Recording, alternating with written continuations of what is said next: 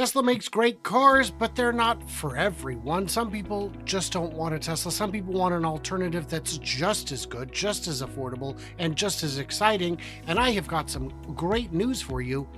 Those cars exist, and we're going to talk about them today. Joining me is Mark from the Tesla Life. Let's get into this. I'm Brian. Welcome to Futuraza. Before we get started, Mark, I feel like we should mention that you and I are going to both be in attendance at the Tesla Owners Club of Michigan in Muskegon.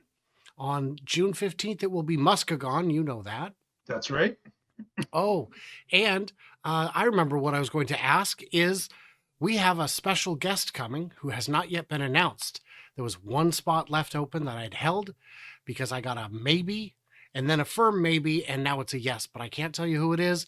You can see we've got Sandy Monroe, we've got Bradford Ferguson and Matt Smith from Rebellion Air, Bearded Tesla Guy, Chris from Dirty Tesla, this pudgy bastard, Kyle Connor from Out of Spec, Jan Vogel from Tesla Fix, Mike, who's the MI Tesla Guy, now Mike's EV Garage, John Stringer from the California Club, Tesla Tino, Dr. Scott Walter, Lars from Best in Tesla, and John Gibbs, and one more big mystery guest in the comments. I want you to guess who is it going to be, and I'll give you a hint. It is unfortunately not Rob Bauer.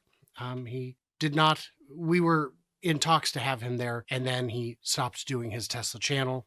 So unfortunately, he has declined. But there is one big name who is going to be there. Guess in the comments and come out and see me and my good buddy Mark hanging out in the sun.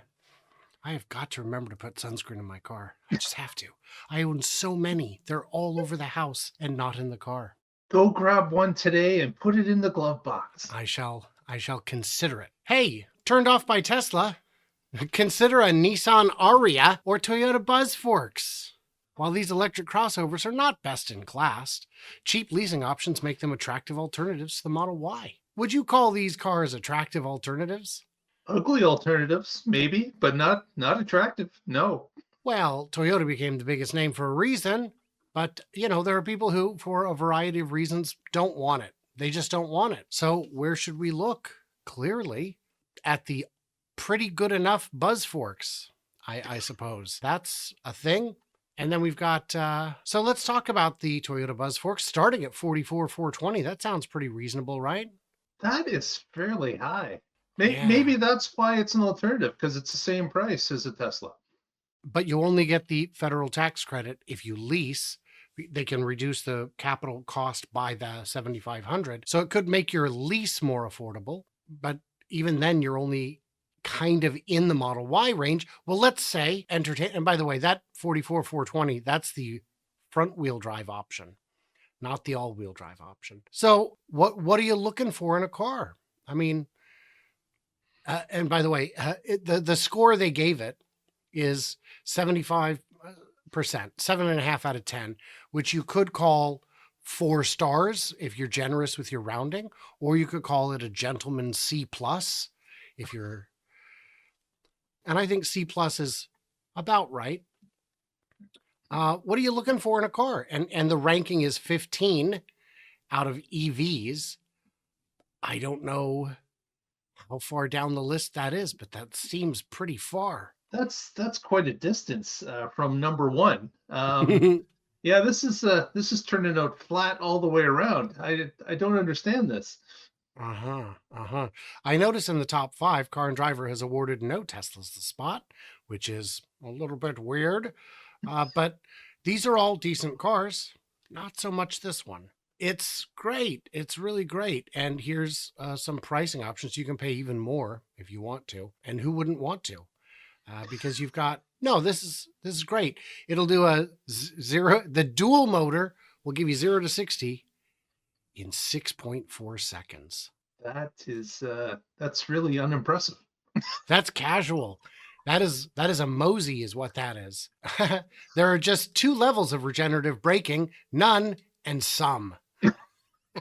That's great. It doesn't have one pedal driving. Man, the advertising just writes itself. So wonderful. When I was looking at it, I wanted to understand some of the specs and features. So I looked up to find what we could find, and let's take a look at those. Because again, you guys, this is a great car. You got to buy it. This one says starting. Well, this is on a particular trim. So let's look at this nice, expensive $49,000 trim. Which, hey, if this was a Y competitor with a domestic battery and manufacturing that met the criteria, and you could get this for 41, 42, I mean, maybe at that point, you do have a nice long warranty, 10-year, 150,000 mile. That's quite generous on the battery. Range of 227 That's about 100 short. on a battery that's just as big as a Model Y. Oh, but here's your horsepower. Hold on. 214 ponies. How do you suppose that compares with the Model Y? Poorly. Poorly is the correct answer. I found a bunch of different numbers, none definitive. 425, 455. Down here I saw it might be 376. Yeah, and I saw some as high as this one saying 606 for the performance model, which at that price, I mean, might as well. It's not super exciting to me, at least. Yeah, this is a strange comparison. Like I think this is a real stretch. There are some competitors out there, but this is not one of them. No. It is something that just the lack of range is remarkable for the price they're charging. Well, if you like 10,000 buttons, my friend, I have 10,000 buttons for you. I don't know, man. It feels like the wrong car in a bunch of ways. Let's see if we've got the Ariya here. There we go. The Nissan Ariya. Is it Ariola? I forget what it's called, but it's a Nissan. And as a recovering Nissan owner myself, I got to tell you, I was less than enthused by my 2016 Nissan Quest. It was, in terms of styling, it was fine. In terms of safety, it was not nearly as safe as you'd have thought, because the year they designed it, they weren't doing small overlap rigid barrier crash tests. And once those were introduced, oh boy, did it fail. So, and those are reasonably common problems. Range of 205 to 304, reasonable. The one featured here is at 267. Fine. If you can get it, you probably can't, because that assumes very slow driving. All EPA tests do. Yeah. And then another shot of the buzz forks. So, what do you know about the Nissan? Anything? I'd taken one for a spin. It was nice on the inside, nicely appointed. Nice touch surfaces, I felt. Again, the range is a little bit subpar. The speed, the quickness 0 to 60 is again subpar. Yeah. Kind of like the Toyota. It's you know what? This is a great competitor to the Toyota. Wow. Look at some of these cars it competes with on 0 to 60. Now, this is a European site, clearly, because I'm not familiar with all of these, but this is not an exciting list. And when it comes to things like your curb weight, these cars are just plain heavy. Let's see if this has got but if you look at the reviews, look at that, 4 stars. Again, it's probably a 7.5. 4 stars. 3.5 stars. That's got to be a good one. So yeah, there's some pieces missing from what this car is. Lows, it lacks driving excitement, slower maximum DC charge rate. Oh no. And it begs for a performance version. I also had an opportunity to ride in one of these at the San Diego Auto Show in 22, and it was fine. We were on an indoor course, so it was a little nauseating because they gave us 2 loops. It was press day, and there was nobody in line to ride this car. I mean, Indicator. It's available in front and all-wheel drive. EPA estimated between 265 and 304, but of course you're not going to get that. 389 horsepower, that seems reasonable, but your charge speed is limited to 130. For reference, if you go to a version 3 supercharger, you should be getting up to 250 at the beginning of the curve. And if you go to Electrify America has even faster ones. Not a whole lot of them, but the people who need that kind of power know. And look at that. It's ranked 10th. That's exciting. Uh, It's so close to 15. yeah, it's not Buzzforks bad, but baby, it ain't good. And look, we've got these great packages, including Engage, Venture Plus. Why do you have so many packages? Do one thing and do it right would be what I would say. This is not good. And it's expensive. I mean, are you really going to pay $56,000 for your Platinum Plus Nissan Ariya? Just terrible. Yeah, it's a little disappointing. Like Nissan, at least they came out with the its batteries cooled in this one. Whereas, of course, in the Leaf, it was an air cooled battery, which we had known that was a mistake shortly after it was released. They didn't even update it in the second gen Leaf, but with the Aria, yes, they put in a cooled battery.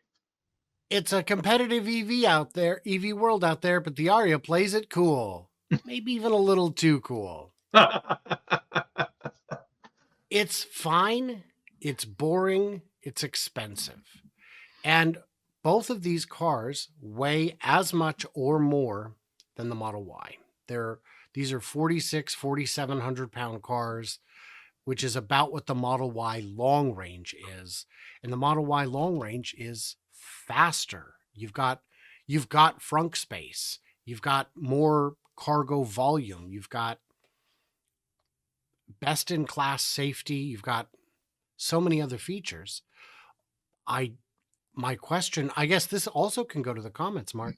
Who's buying this? And I'll put that to you. Who is buying this? People that buy this vehicle are obviously against Tesla.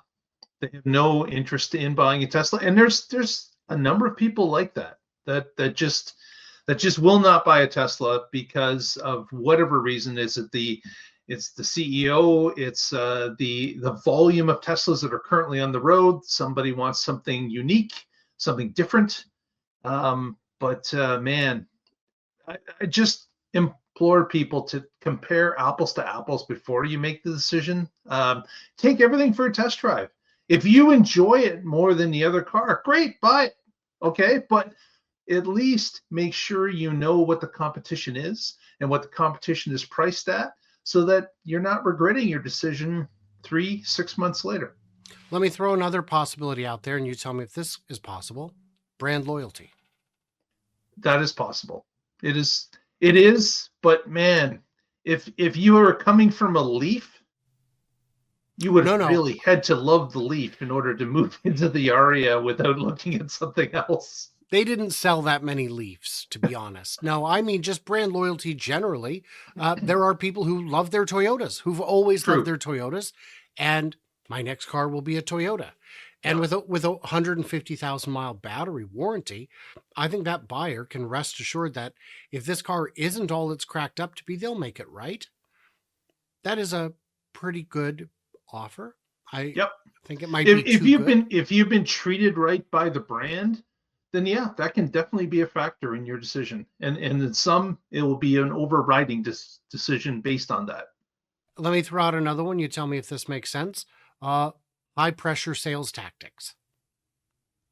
I just came in to look, and now I've got an ARIA infection. Yeah, that's It's wouldn't happen possible. to me, but yeah, a small percentage of people could be pushed into it, I would think, but I wouldn't think that that's a big cause.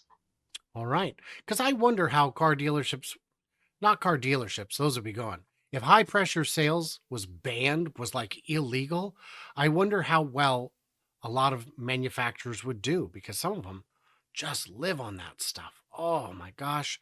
I have never seen a hungrier pack of rabid animals than at a car dealership when somebody shows up in a nice car that they think is about to trade it in. Brian, that's funny you mentioned that, because my last 3 purchases have been EVs, and I knew exactly what I wanted, even though there were dealerships involved in some of the purchases.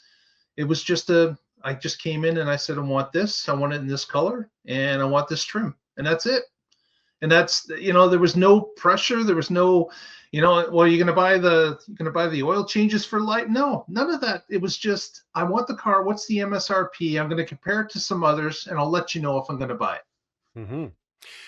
Worth pointing out, maybe this is a cultural difference, but Mark is in Canada. Maybe they're more civil in their dealerships up there. It's possible. I don't know. But I do agree with you on your earlier point. Before making a decision, always compare apples to horse apples, as they did in this case. I would say if you guys like what you see, you could always help me out. Every bit counts. This is my full time job. This is what I do. And when the stock is down, YouTube views are down, and it makes it challenging. And I can't do this without you guys. So thank you so much for being part of it. And thank you, Mark, for hanging out. He's on the Tesla Life there. You can hang out with him on every Wednesday at, I guess I'll say 4 p.m. Pacific, but 7 p.m. Eastern.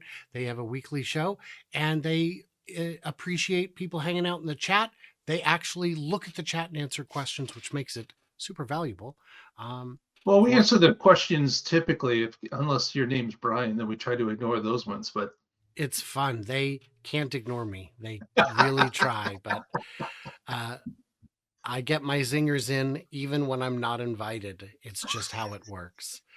So what did we miss? What did we misunderstand? How excited are you guys to drive a compliance car, which is really what it is? Let us know. Enter them in the comments below, and stay tuned, stay juicy, and I cannot wait to hear from you clever robots in Michigan on June 15th and or 16th.